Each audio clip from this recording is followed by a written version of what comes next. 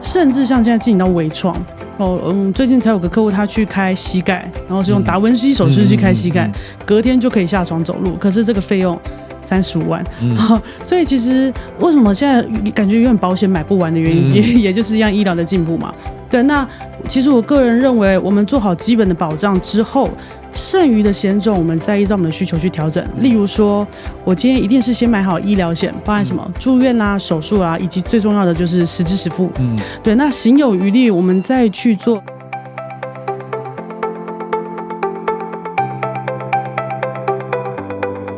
欢迎收听收看理财小时候，我们没有标准答案，只有多元观点，和你一起学习投资与理财，一起打造出有选择的人生。欢迎大家在 Podcast、YouTube 和 IG 订阅跟追踪我们。大家好，我们今天的特别来宾是阿扑，他最近出了一门线上课程，是阿扑教你买保险，我会把连结放在资讯栏。其实保险对大家是非常非常重要，可是其实深入下去挖很多细节，其实我也不懂，所以我们今天请到专家阿扑来跟大家讲一下保险的一些相关的知识跟内容。不过一开始我们先请阿扑自我介绍一下。大家好，我是阿扑。那目前在保险公司服务大概9年的经验。对，那其实服务的客户大概也是上千多人。对，那本身是专精在医疗还有产物保险这块。好，那当初为什么想开这门课程啊？当初想开这门课程，其实主要是因为广播电台的同事，一个节目制作人，那他的太太就是早发现失智，对，然后他在这个过程当中发现，如果他早知道保险怎么买，那其实可以对他现在生活可以有更多的帮助。他是先有这样的起头之后，然后我们才讨论，然后一起开这个线上的课程，对啊，因为其实保险跟理财就学校都不会教，可是其实这两件事情在人生过程当中都是非常重要的，所以才开始有了这个线上课程这样子。保险其实对我来说，我觉得有点复杂，像比如说早期我会买意外险跟医疗险，那现在还有人会劝我买什么失能险，还有一些很多险种，其实有点复杂。然后还有一个更难的地方就是额度，比如说要买到多少保额，那其实对我来说，有时候比如说意外险好了，100万跟500万的钱我都付得起。其实对我来说生活上也都还没什么影响，可是我到底要买到多少其实很难决定。那我们要怎么去决定自己要买什么保险，然后额度要买多少，这个要有什么概念？Stanley 的问题问得非常好，大部分我们都会反问客户，你觉得多少额度才够？今天当这件事情发生的时候，例如说我想要好好的休养3年，好好休养5年，那当然我们就要用我们这5年的收入来抓这个额度，对啊，所以其实用这个额度来抓是最实际的。但如果今天用这个额度来抓的话，回推这保费通常都会蛮高的，对，所以那现在就是一些取舍咯。也许我可以先准备2年的嘛，可不可以？可以。我可不可以先准备1年的？可以。所以今天额度怎么抓，取决于我们今天个人想要的金额是多少。其实很简单，大部分的保护来询问的时候，我们都是用这样方式来给建议的。对。所以比如说我可能受伤，或者比如说癌症险好了，因为台湾癌症发生率很高，其实因为有点没概念，然后1年2年好像都可以耶，所以这时候就是回归到预算来考量嘛。其实大部分最后都是回归到预算来考量，只是我们也会让保护知道，像癌症它治疗过程会多久。像我现在有个服务一个也是孤儿保单保护，那她是我朋友的妈妈，从109年，然后她的肺癌的理赔到现在一直109、110、111到现在115年，都还是持续在帮她每3个月送一次理赔。所以你说今天为什么要买保险？其实我们当然不知道医疗花费会多少钱，但是至少我们今天做的这个规划，可以让我们在治疗的过程当中比较安心。了解。那像你刚刚讲到，比如说癌症跟医疗险啊，那应该怎么买？应该有些细节吧。像我早期买保险有所谓的终身保险，现在看报章杂志有说不要买终身保险，我就觉得这复杂，那个逻辑都是互相冲突的。还有什么实支实付，然后有时候还有一些什么特殊的药物没有付钱的，我觉得有点复杂。你会跟我们解释一下，就是医疗险或者癌症险相关的有什么眉角要注意一下的？其实像早期的保险，确实商品种类并没有那么多。早期可能民国80几年，大部分规划都是什么终身医疗，或者是像寿险。对啊，因为像早期可能发现疾病的时候，大部分都是已经比较严重的状况了，所以早期的商品设计大部分都是寿险啊、终身医疗。可是随着时代的医疗科技的进步，现在很多就是手术，手术开完然后就可以痊愈了，甚至像现在进行到微创。最近才有个客户他去开膝盖，然后是用达文西手术去开膝盖，隔天就可以下床走路，可是这个费用35万，所以其实为什么现在感觉永远保险买不完的原因，也就是一样医疗的进步嘛。对，那其实我个人认为，我们做好基本的保障之后，剩余的险种我们再依照我们的需求去调整。例如说，我今天一定是先买好医疗险，包含什么住院啦、手术啦，以及最重要的就是实支实付。对，那行有余力，我们再去做，例如说像是一次性给付的这种保险。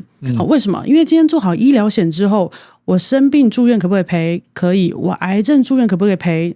也是可以。同理可证，癌症住院、癌症的手术，我有做好一般的基本的医疗险，那当然说是可以赔付的。对，那我才说，接下来才是行有余力的事情。例如说，我今天我去规划一次拿到一笔钱，因为如果他今天是一次拿到一笔钱，相对的，以终身型来说啦，保险公司一定也要收取相对应的保费，他到时候才能赔出这么一大笔钱嘛。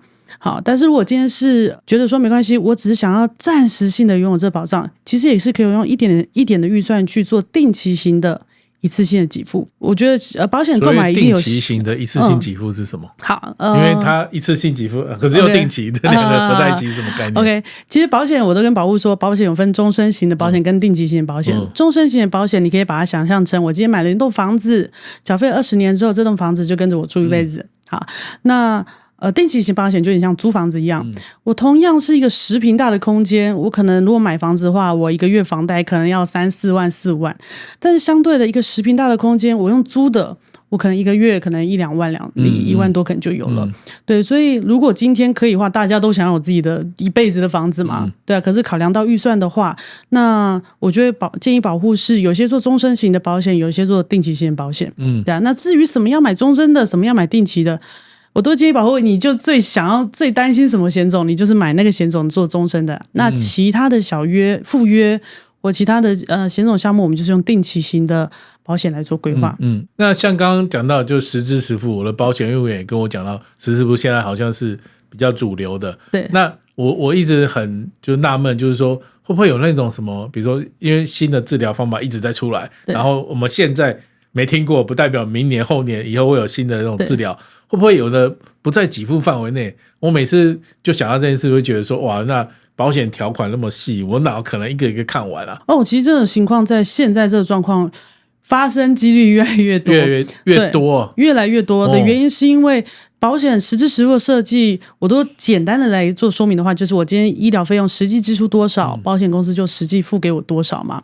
这是个简单的概念。可是现在的医疗，甚至你可能门诊打个针结束了，对啊。可是实支实付的前提，大部分都是你可能要住院，或者是手术，不管今天是门诊的或是住院，就是要手术嘛，对。可是其实现在医疗很进步，可能拿个药回去吃就结束了。所以为什么很多人会觉得说，买保险感觉越来越赔不到的原因，是因为我们治疗方式越来越新颖。对，所以那至于解决方式是什么呢？我认为其实如果我们今天有这样的担心，我们自己应要负的责任是，可能每3到5年要去确认一下现阶段保障是不是足以因应近期推出的这些治疗方式。我的表嫂最近就是乳癌，对，那她的话其实有2种治疗方式。第一种治疗方式就每周回去门诊，然后拿药。那第二种方式就是每3个礼拜住院一次，然后一次1.6万。我的话目前以他买的保障，我就是建议他每3个礼拜回去住院一次。对啊，为什么你有住院实支实付都可以 cover， 这是没有问题的。可是我今天只是门诊拿药，其实我都说疾病的门诊，你可以想象，我今天就是感冒去挂个门诊，保险会赔感冒挂号吗？其实不会。所以其实疾病门诊这件事情不在保险理赔上，造成还蛮多早期买保险保护蛮困扰的。所以我就说，可以的话，就是时不时检视一下自己的保单是不是可以符合现在的治疗方式，我们也可以跟着再去补强或再去改进这样子。像那些比较贵的手术，比如说你刚刚讲到达文西，就是对，因为有时候我们比如说你刚刚的例子，膝盖不舒服嘛，如果我们不管保险，我们希望越快治愈越好嘛，对不对？所以像达文西刚刚讲贵但快，然后又不用，又是很方便的事情。那像这种东西也会我如何去检视我的保险有没有涵盖这个理赔相关的范围的？其实有住院基本上都可以啦。OK， 对啊，只要有住院，不管它的费用是那种比较贵的还是比较便宜，都有涵盖在里面。对，但重点就在于什么？重点就在你保险买的额度。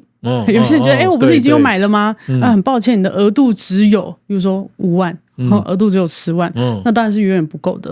所以现在的实支实付额度都会建议至少20万起跳。那你可以在往上增加的话，那当然是再好不过的。因为以达文西手术为例的话，17万起跳。对啊，所以你看，即便我今天做到了一个20万的额度，应该很够用了吧？开了一个膝盖35万，其实无论如何都够，像甚至是颈椎的手术、脊椎的手术，那个没有30-40万是开不起的。了解，对啊，所以怎么样看自己额度足不足够？以我觉得现在市面上的商品，你真的要买到足够，其实是很困难的。那我来帮有钱一点，就是比较不在乎保费的客户来问一下，就如果你自己建议，就是说，其实比如说。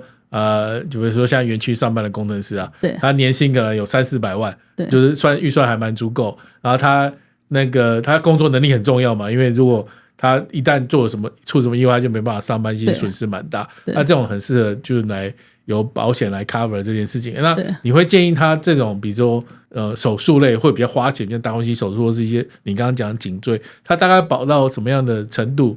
会比较适当，应该是说，因为实支实付额度，它可能就是1、2、3、4、5个方案。那我们就是当然是选，如果今天有担心自己医疗花费的话，那我们就选最高的方案。最高的方案通常会到什么地步？其实要看个人保险公司，有些公司30-40万、40-50万，对，那也有保险公司顶就是20万。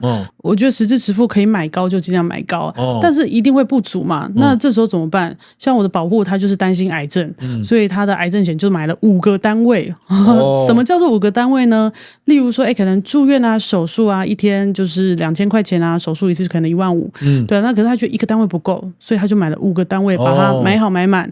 对，也有保护，他就是觉得就可能肿瘤之后手术啊，可能要到处切一些长出来的肿瘤，所以他在很年轻的时候就一次把他手术险买了好几个单位。所以后来确实他大肠息肉检查出来的时候的话，一切哇领的金额就蛮不少了。所以如果今天我的单位已经是我的实支实付额度已经来到顶，那就变成说我可能就是用其他险种能多买几个单位，我就多买几个单位。所以实支实付还可以多买几个，比如说我手术花了20万。然后因为我买了5个单位，所以就我领5个20万的意思在你是这样吗？现在的实支实付啊，从114年7月开始就只能用一家保险公司来理赔。所以现在大部分市面上保险公司没有办法再卖你第2张的实支实付。所以它实支实付就这么一张。可是它的手术险是什么呢？我今天动了什么样的手术，它就理赔相对应的金额。所以像我刚才举例的，可能大肠息肉它可能理赔1万块，他买了5个单位，他切大肠息肉，他就理赔了5万块。了解。所以实支实付就买到顶了。那多的我想要再增加理赔金的话，就是用其他的险种来这样做堆叠，到时候理赔金就他会比较满意这样子。了解。那我想很多观众跟听众朋友其实都有这个经验，就是爸爸妈妈也帮你买了保险，然后自己本人都不知道自己有这个保险，3年以后可能要继续缴嘛。那时候爸爸妈妈就说：“这是你的保险，你自己缴，我帮你缴了很多年了，10年了。”然后我想请问，就是说像这种保单啊，我们应该怎么样去鉴检啊？去哪边查？我自己有试过去查那个保险存折，那上面就只有标题而已，然后我就这内容是什么我也不知道啊，那这种该怎么办？主持人讲得很好，因为像我自己本身就是这样子，在我在我大学毕业之后，我妈就立刻把保单转过来给我自己缴，然后每次保费一扣的时候，我就打给我妈说：“妈，我这月没钱吃饭了。”而且我在保什么，其实我也都完全不知道。所以其实也是自己后来加入了这个工作之后，才了解原来我爸妈以前帮我保的是什么东西，而且还保的还不错，自己就很开心这样子。好，那如果今天是我们自己想要知道自己有哪些保单，最快的方式没错，就如同主持人所说的，我们就是用保险存折，它可以一次性的查询我们名下所有的保单，不管今天是家人买的、自己买的，它就一次帮我们做汇整。而且我上一查，连过期的都有吗？没错，它连失效的就是全部都会在这上面。对，但是他呢，他会汇整出一个 PDF 答案给我们。那说实在，一般人其实是看不懂的，真的看不懂因为他会说，什么健康险啊，几个单位啊，几年生效的。我通常都会建议保户找一个可以信任的业务员，那请他帮忙看一下你的保障内容是什么。如果你今天很担心他，你东西给他看，他开始推销你的话。你就是直接跟他说，我现在可能手边上没有这样的预算，但是我想要了解一下我现阶段的内容。对方如果愿意的话，他就是会帮你分析啦。对，那一般人其实看不懂，但是大部分保险公司都会有商品的这个建档资料，他就可以帮你查到说，你这个商品内容大概是什么，那你就会比较知道说自己现有的保障是什么。对啊，那如果你觉得他分析的还不错，帮你整理得很清楚，你就可以请他给你一些建议。假设观众或听众们没有像我这么幸运，就是大学的好朋友后来去做，然后我本来就相信他，那我们要怎么去评估？有时候比如说当初卖你保险的人，看他已经退休了，转行了，他不做这个了，然后他接手的人是我完全不认识的人，对，那其实想去问他，可是对他信任感还不足，怎么去评估这个保险业务员是专业的，然后称职的，可以满足你的需求？有没有什么经验法则？今天业务员离职之后，公司一定会指派一个新的业务员嘛？对，我觉得大家先不用对这个人抱持着什么样的，就是我觉得你就是先可以跟他碰面，跟他聊聊看。业务员百百种，一定会有适合你的。对啊，那假设你今天碰了正面，你可能不是那么的喜欢这个人，或者是可能对于你现有的保单的分析，你可能不是那么满意。那我认为啦，你可以请朋友介绍，因为其实这么多的业务员，一定有适合你的。所以一定都是从朋友的介绍，再从朋友介绍，然后找到一个你自己觉得 OK 的业务员。对啊，但是我觉得公司指派的业务员大部分一定都是有一些资历的。保险公司不会派一个菜鸟来服务这个那个孤儿保单的嘛。对啊，所以我觉得可以先试着跟保险公司这个业务员碰面看看。然后看对这个人的感觉。当然你有疑问，你可以从他解答里面确认他是不是清楚内容的。因为我自己在看我自己的保险的时候，我就是会想说，因为随着年纪的增长嘛，然后最近那个人家也说你会越活越长，对，然后保险就是要与时俱进，提升自己的一些相关的保险知识。就去看医生的时候，如果医生你讲的全部听不懂，那你也只能相信他。可是如果你能稍微了解一些背景知识，也可能才会就是更了解医生讲什么，然后把自己的状况讲得更清楚，让医生知道来帮你诊查。然后再讲到一个保险啊，我以前有一个经验是这样，就是说有一个叫做投资型保单，现在的状况跟以前状况不太一样。然后有人说，那时候我记得我的那个业务员跟我说，就投资兼保障强迫储蓄啊，结果其实发现绩效好像也不太好，所以就开始有人说，就保险归保险，投资归投资。所以投资型保单这个角色到底应该是怎么样去认定它才对？其实我自己个人的想法，我自己个人认为是我自己有买这样的投资型商品。那它对我，因为这样投资型商品，它大部分都会绑一个寿险在当中。所以其实对我而言，我就是每个月去扣这个费用，但是只要这张保单存在了一天，我就是有很高很高的寿险保障。所以这就是我要的，我就是用一个很便宜的费率来获得一个很高很高的寿险保障。可是有些人他重点不这么想，有些重点是不对啊，你每个月扣我这个钱，你应该就要有投资绩效，可是投资绩效怎么这么差？他就会不开心嘛。所以我自己的话，我不在意他的投资绩效，我只要这张保单有效，我就是要他寿险保障。那我的考量是因为我可能每天到处东奔西跑，如果哪一天我就没有回家了，那这张保单至少可以代替我留下来照顾我想要照顾的人。对，可是如果你今天是想要透过保单来获利的话，那变成说你可能你自己本身要多注意这个保单绑的投资标的，它的涨幅情况。因为像保单的转换标的是可以转换的哦。对，那一年也好几次可以免手续费，大部分保险公司都这样子。对啊，那假设你今天留意你的投资绩效可能最近不太好，那你其实可以直接自己操作去换不同的标的物，而不是说今天业务推给你这个保单之后你就放着不管。对啊，因为不可能有个标的可能从民国可能90几年一路涨到现在嘛。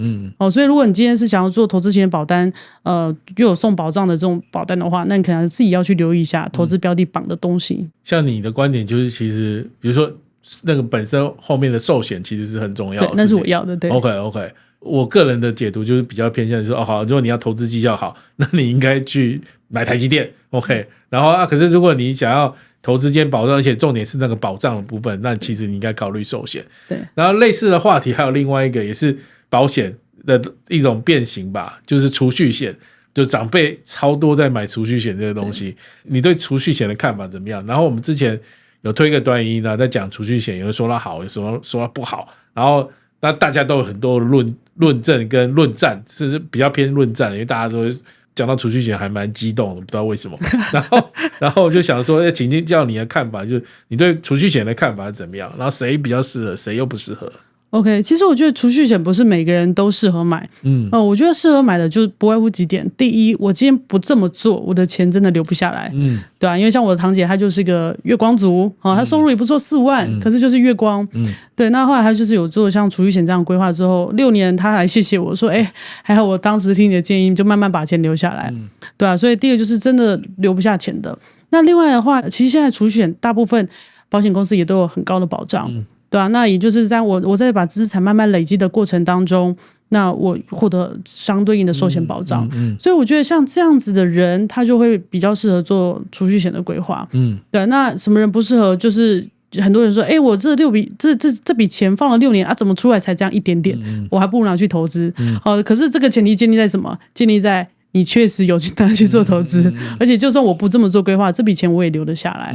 对啊，所以储蓄险你说拿去跟投资来相比的话，那肯定就是没得比。对啊，而且现在台湾市场还不错的状况下，你随便放个什么0050都那个储蓄险来的还要好。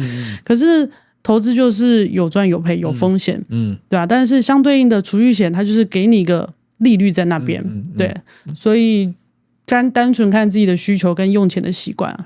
节目的最后，可不可以请阿普跟大家讲一下，就是说现在不管，我想台湾大部分人现在都有一点保险了。对，那你觉得如果他们要去，我觉得保单厂商健检，我觉得这是一个很好的提醒。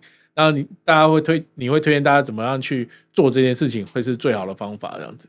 其实我觉得最好的方式，也给业务员最正确的，你现在手上名下的保单的方式，就不外乎就还是一样，保险存折。它可以整合各家的东西，然后你再提供给你信任的保险业务员来做汇整。